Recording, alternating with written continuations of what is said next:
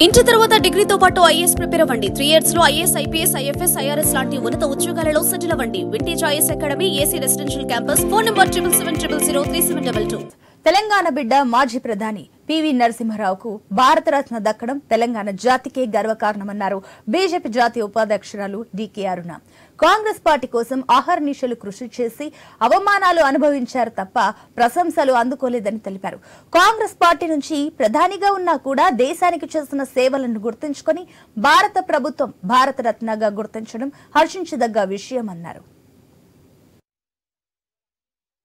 మన మాజీ ప్రధాని పివి నరసింహారావు గారికి అత్యున్నత పౌర పురస్కారం దక్కడం యావత్ తెలంగాణ జాతికంతా కూడా గర్వకారణం. మాజీ ప్రధానమంత్రిగా, కేంద్ర మంత్రిగా, ఈ రాష్ట్రానికి ముఖ్యమంత్రిగా అనేక సేవలు అందించినటువంటి పివి నరసింహారావు గారు తెలంగాణ బిడ్డ.